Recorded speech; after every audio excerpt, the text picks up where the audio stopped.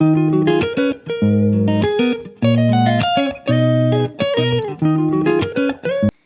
सभी का स्वागत है मेरे YouTube चैनल में। तो मैं हर बार आपसे कुछ ना कुछ डिस्कस करती हूँ एंड जनरली मैं बात करती हूँ क्रिमिनल केसेस से रिलेटेड। बट मैं यहाँ पे बात करूँगी एक लैंडमार्क जजमेंट से रिलेटेड। तो लैंडमार्क जजमेंट है सुप्रीम कोर्ट का। उस सुप्रीम कोर्ट की जजमेंट पे जाने से पहले सबसे पहले मैं आपको बता देती हूँ कि टॉपिक बेस है लैंडलॉर्ड एंड टेनेंट पे। लैंडलॉर्ड यानी मकान मालिक एंड टेनेंट मतलब किराएदार। हम जनरली सोचते हैं कि किराएदार हमेशा अपने मकान मालिक से परेशान रहता है, और ये सोचना भी सही है कि ऐसा होता है जनरली कि किराएदार काफ़ी परेशान होते हैं। बट हम सिक्के का एक पहलू बस नहीं देख सकते हैं। अगर हम सिक्के का दूसरा पहलू देखें तो मकान मालिक भी कई बार किराएदार से परेशान होते हैं।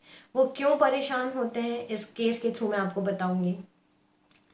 काफ़ी सारी राइट्स हैं, काफ़ी सारी रूल्स एंड रेगुलेशन हैं जो कि मैंडेट किए गए थे ministry of housing and urban affairs के द्वारा। उसके रिगार्डिंग मैंने आपसे वीडियो शेयर किया था कि किस तरीके से अगर आप किसी भी मकान को किराए पे ले रहे हैं या मकान मालिक अपने मकान को किराए पे दे रहे हैं तो कैसे वो अपने राइट्स को इन्फोर्स कर सकते हैं, फॉलो कर सकते हैं, एंड ये मैंडेट किए गए हैं रूल्स। तो आप प्लीज़ एक बार वो वीडियो ज़रूर वॉच कीजिएगा, उसका लिंक मैं डिस्क्रिप्शन बॉक्स में दे दूंगी। अभी हम इस पॉइंट पे आते हैं। मैं यहाँ पे बात करने वाली हूँ एक लैंडलॉर्ड के राइट का। यहाँ पे ये जजमेंट जो रिलाई कर रहा है वो लैंडलॉर्ड के फेवर में रिलाई कर रहा है। कैसे रिलाई कर रहा है? अगर राइट टू ऑक्यूपेंसी एक्सपायर हो गई है टेनेंट की, तो क्या उसे उसके लिए कंपनसेट करना पड़ेगा। मतलब अगर आपका लीज एग्रीमेंट या फिर रिटन एग्रीमेंट ओवर हो गया है टेनेंट का, मीन्स किराएदार का, उसके बाद भी उस पर्टिकुलर मकान में, उस पर्टिकुलर जगह पे अभी भी रह रहा है, तो क्या ये लैंडलॉर्ड का हक है कि वो उसके लिए कंपनसेशन मांग सके। इसी पे आज का डिस्कशन बेस है। इस वीडियो को कंप्लीट वॉच कीजिएगा, स्किप मत कीजिएगा।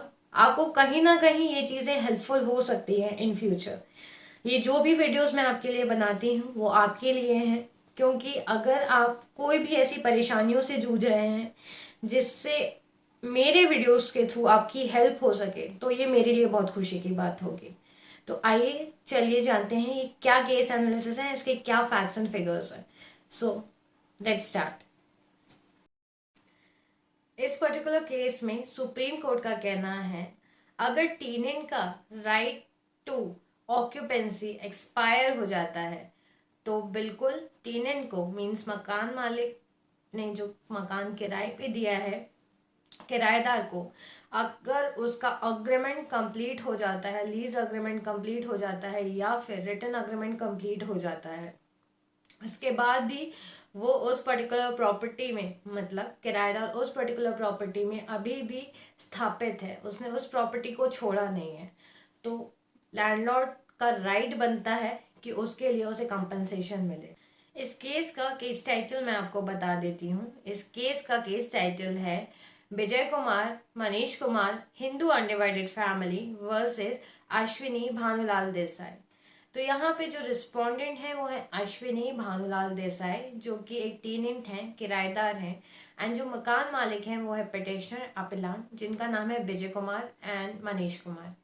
इन्हीं के द्वारा सुप्रीम कोर्ट में एसएलपी फाइल की गई थी, मतलब स्पेशल लीव पिटिशन फाइल की गई थी, जहाँ पे इन्होंने चैलेंज किया था कैलकाटा हाई कोर्ट के डिसीजन को। ये केस है रिलेटेड लैंडलॉर्ड एंड टेनेंट से कि काफ़ी समय से राइट टू ऑक्यूपेंसी एक्सपायर होने के बाद भी किराएदार ने मकान मालिक को किराया नहीं दिया था। तो ये केस इसी से इंटरलेट कर रहा है एंड इसी पे बेस्ड है। तो इसमें सुप्रीम कोर्ट ने फैसला तो लैंडलॉर्ड के पक्ष में दिया था, बट इसमें किराएदार की क्या गलती है एंड क्या इश्यूज हाईलाइट किए गए हैं वो समझना भी इम्पोर्टेंट है। डिसीजन आपके फेवर में आ जाए it's well and good, but इसके फैक्ट्स क्या हैं, क्या किस तरीके से डॉक्यूमेंट्स को प्रॉपरली पेश किया गया एंड क्या पॉइंट्स रखे गए। आप जब आपके पॉइंट्स क्लियर रहेंगे किसी केस में, आप उस केस में आपको जीतने से कोई नहीं रोक सकता। तो ये केस आपकी बिल्कुल मदद करेगी। अगर कहीं भी आप के केस में ये इंटर रिलेट करेगा, ये फैक्ट्स इंटर रिलेट करेंगे, then this judgement could be very helpful for you in the future.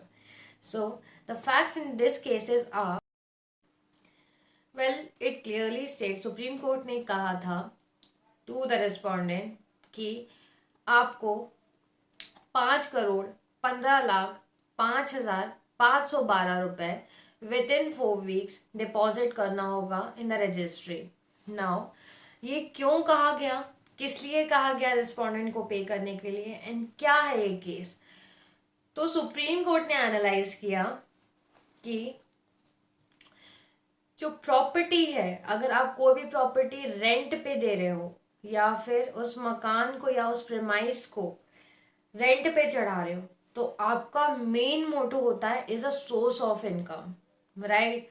आप कोई भी प्रॉपर्टी अगर किसी किराएदार को दे रहे हो, आपका सोल पर्पस होता है कि आप उससे कुछ रेवेन्यू जनरेट कर सको। 23 फरवरी 1991 को लीज अग्रीमेंट के थ्रू जो प्रॉपर्टी थी प्रेडेसर के द्वारा पिटिशनर को दी गई, ठीक है। 2002 से जो रिस्पोंडेंट थे उन्होंने रेंट नहीं पे किया था, वो डिफॉल्ट ऑफ पेमेंट में थे। उन्होंने म्यूनिसिपल टैक्स नहीं दिया था 1996 से, वहां पे भी वो डिफॉल्ट ऑफ पेमेंट में थे। कौन? रिस्पोंडेंट अश्विनी भानुलाल देसाई। यहाँ पे उन्होंने रेंट काफी समय से पे नहीं किया था, उन्होंने म्यूनिसिपल टैक्स पे नहीं किया था। कैलकाटा हाई कोर्ट ने यहाँ पे जो रूल और लॉ अप्लाई किया, वो अप्लाई किया West Bengal tenancy act instead of transfer of property act. जैसे कि मैंने स्टेट किया, 23 फरवरी 1991 को प्रेडेसर के द्वारा लीज अग्रीमेंट किया गया था पिटिशनर के फेवर में। 23 फरवरी 1991 डिफॉल्ट ऑफ पेमेंट में जो रिस्पोंडेंट थे वो थे 1996 से, उन्होंने रेंट नहीं दिया था। 1996 से उन्होंने म्यूनिसिपल टैक्स नहीं दिया था, बट उन्होंने रेंट जो पे नहीं किया था वो 2002 से पे नहीं किया था। तो ये डिफॉल्ट ऑफ पेमेंट है। आप अगर किसी के यहाँ टेनेंट हैं या मकान आपने ऑक्यूपाई किया है, तो एक मैंडेटरी रूल होता है कि यू हैव टू पे द रेंट टू देम। अगर मार्केट वैल्यू के हिसाब से अगर स्टैटिक इनकम हो जाएगी, आप कुछ अर्न नहीं कर रहे हो, तो उस प्रॉपर्टी को रेंट में देने का मतलब क्या है? आप अगर एक तरीके से जो लीज भी है, जो अग्रीमेंट भी है, उसे भी फॉरफिट कर रहे हो, इतना लंबे समय से डिफॉल्ट ऑफ पेमेंट चलेगा आपका। तो forfeit means you break the rule, breaking of the rule, और you lose the right on something.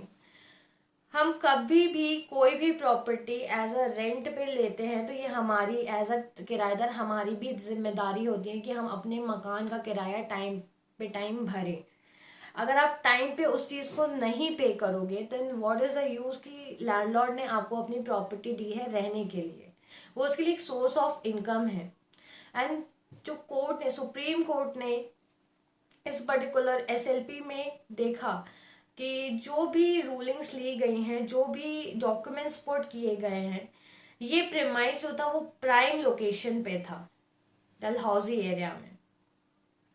And इतनी प्राइम लोकेशन में उसको एनालाइज करने के बाद, उसके फैक्ट्स एंड फिगर्स देखने के बाद, सब कुछ जो डॉक्यूमेंट्स रखे गए थे, जो चीज़ें एनालाइज करके उनके सामने पुट की गई थी, बट इन सब चीज़ों को जो भी कहा जा रहा था पिटिशनर के द्वारा, वो चैलेंज नहीं किया गया। किसके द्वारा? रिस्पोंडेंट के द्वारा। उनकी तरफ से कोई भी अपना पार्ट नहीं रखा गया। ही कुड नॉट प्रूव कि हाँ उन्होंने रेंट टाइम पे किया है, ही कुड नॉट प्रूव कि उन्होंने म्यूनिसिपल टैक्स टाइम पे दिया है। सो दैट्स वाई जो सुप्रीम कोर्ट ने डिसीजन दिया वो फेवर में दिया पिटिशनर के। किसके फेवर में? विजय कुमार एंड मनीष कुमार के फेवर में। एंड अश्विनी भानुलाल देसाई को बोला कि आपको 5,15,05,512 रुपए रजिस्ट्री में पे करना पड़ेगा विद इन 4 वीक्स। तो एज अ टेनेंट अगर आपके राइट्स जो हैं वो एक्सपायर हो गए हैं ऑक्यूपेंसी के, then you have to compensate. And ये सुप्रीम कोर्ट का काफ़ी लैंडमार्क जजमेंट है। मैं इसका कॉस्ट टाइटल आपसे डिस्क्रिप्शन बॉक्स में शेयर कर दूंगी ताकि आपके इसके फैक्ट्स एनालाइज कर सकें। कभी आपको कहीं पे यूज़ करना हो तो आप इस चीज़ को डाउनलोड करके आप यूज़ कर सकें। So this judgment is one of the landmark judgment that is related to landlord and tenant, and it only talks about कि right to occupancy अगर tenant की expire हो गई है तो क्या landlord compensation का हकदार है। तो हाँ, बिल्कुल सुप्रीम कोर्ट ने कहा कि वो compensation का हकदार है, क्योंकि the source, it is a source of income. ये लैंडलॉर्ड का एक सोर्स ऑफ इनकम होता है जब भी वो अपनी प्रॉपर्टी रेंट पे देता है। तो अगर वो source of income he yield नहीं कर पाएगा उस प्रॉपर्टी में से, तो फिर उसका देने का मतलब क्या है। So this was the important update on my YouTube channel, that is advocate Anshulika. Stay tuned with me. You can follow me on Instagram, Facebook. On Facebook, you can follow me on via the name Anshulika Soni. On Instagram at ADV Advocate Anshulika Soni. That is ADV Anshulika Soni.